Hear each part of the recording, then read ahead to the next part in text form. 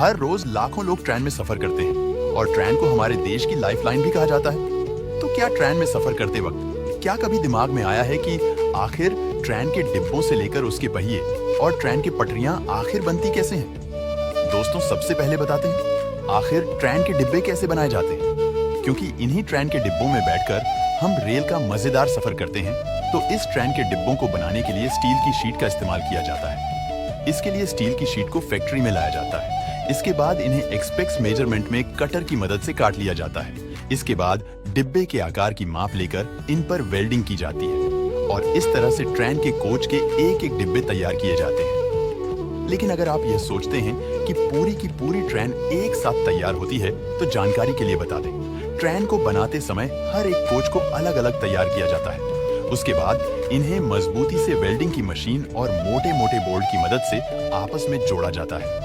Train को बनाने के लिए काफी एक्सपीरियंस इंजीनियर की मदद ली जाती है और एक काम बहुत रिस्की होता है। इसीलिए इंजीनियर हर छोटी छोटी बात का बेहद करीबी से ध्यान रखते हैं ताकि रिस्क फैक्टर कम हो सके।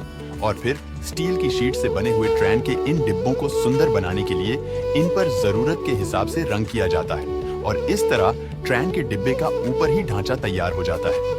लेकिन अभी तक ये पूरे तरीके से तैयार नहीं हुए हैं, क्योंकि ट्रेन के डिब्बे को पटरी पर चलाने के लिए आपको शॉकर और ब्रेक्स की जरूरत होगी। इसीलिए अब ट्रेन के निचले हिस्से में शॉकर और ब्रेक्स लगाने की तैयारी की जाती है।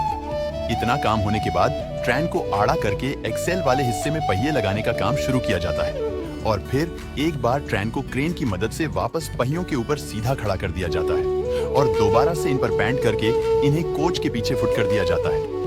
तो अब ट्रेन का बाहरी हिस्सा पूरे तरीके से तैयार हो चुका है और अब बारी है ट्रेन के अंदर से सजने की। इसके लिए ट्रेन के इंटीरियर का ध्यान रखा जाता है, क्योंकि ट्रेन के अंदर सीट्स बनाना, स्लीपर कोच बनाना और टॉयलेट्स बनाने का काम इंटीरियर डिजाइनिंग के अंदर ही किया जाता है।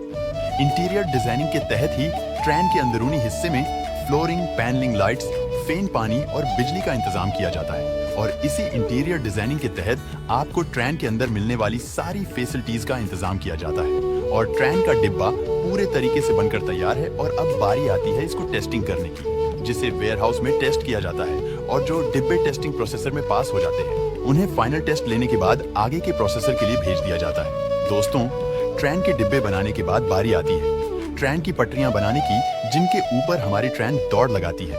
आपको बता दें, पहले के समय में ट्रेन की पटरियां लोहे से बनाई जाती है, जिसमें सबसे बड़ी प्रॉब्लम होती थी जंग लगने की, क्योंकि लोहे की पटरियों में जंग जल्दी लग जाया करती थी, जिसकी वजह से बहुत जल्दी टूट जाया करती थी। इसी वजह से अभी के टाइम में रेल की पटरी बनाने के लिए खास किस्म की स्टील का उपयोग किया जाता है।